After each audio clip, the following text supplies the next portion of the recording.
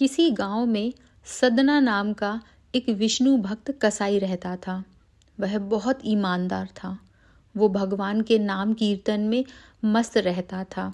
यहाँ तक कि मांस को काटते बेचते हुए भी वह भगवान विष्णु का नाम गुनगुनाता रहता था।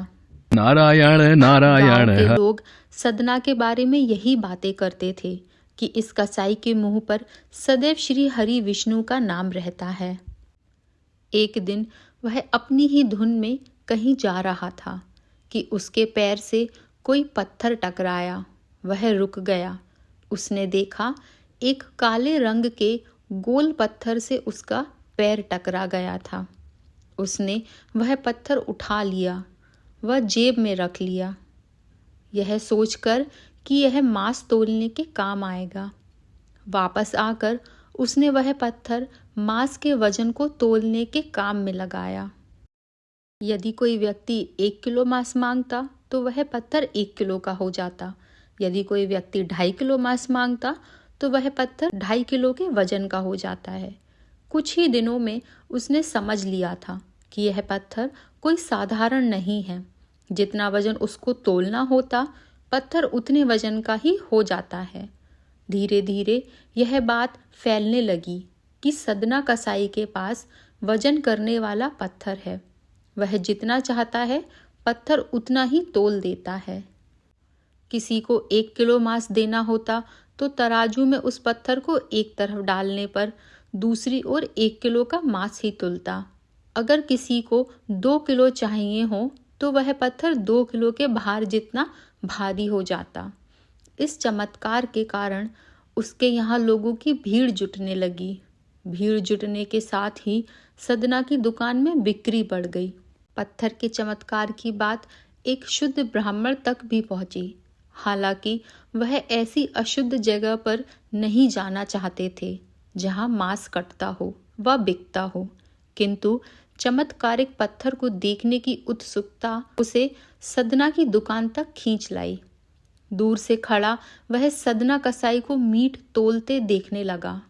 उसने देखा कि कैसे वह पत्थर हर प्रकार के वजन को बराबर तोल रहा था। ध्यान से देखने पर उसके शरीर के रोए खड़े हो गए। भीड़ के छटने के बाद ब्राह्मण सदना कसाई के पास गया। ब्राह्मण को अपनी दुकान में आया देखकर सदना कसाई प्रसन्न भी हुआ और आश्चर्यचकित भी। बड़ी नम्रता से सदना ने ब्राह्मण को बैठने के लिए स्थान दिया और पूछा कि वह उनकी क्या सेवा कर सकता है।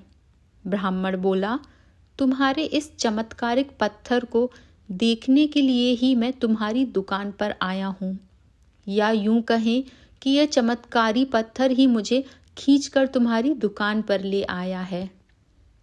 बातों ही बातों में उन्होंने सदना कसाई को बताया कि जिसे पत्थर समझकर वो मांस तोल रहा है, वास्तव में वो शालिग्राम जी हैं, जो कि भगवान का स्वरूप होता है। शालिग्राम जी को इस तरह गले कटे मांस के बीच में रखना व उनसे मांस तोलना बहुत बड़ा पाप है। सदना बड़ी ही सरल प्रकृति का भक्त था। ब्राह्मण की बात सुनकर उसे लगा कि अनजाने में मैं तो बहुत बड़ा पाप कर रहा हूँ।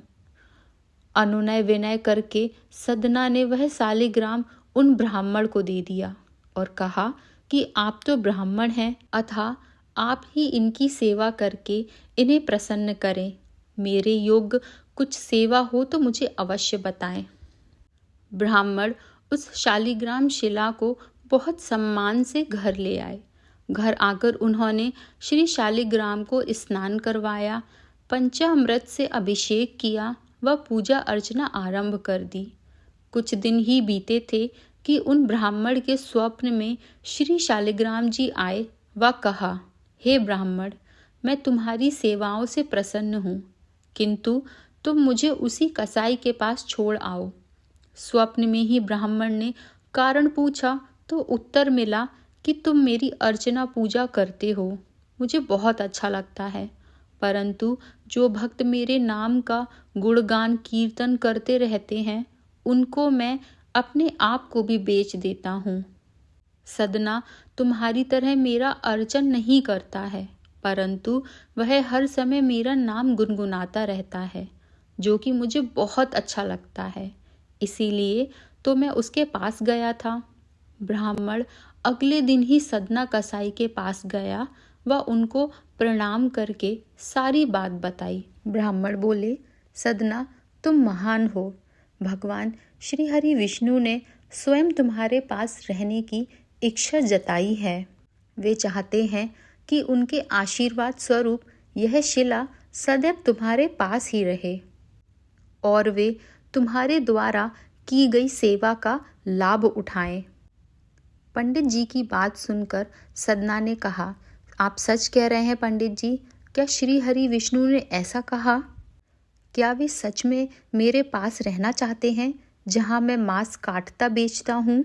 यदि प्रभु मेरे पास इस दुकान पर, जहां पर मैं मांस बेचता हूँ, रह सकते हैं, तो मैं क्यों नहीं उनके लिए अपना सर्वस्त्र छोड़कर उनकी भक्ति में नहीं रह सकता?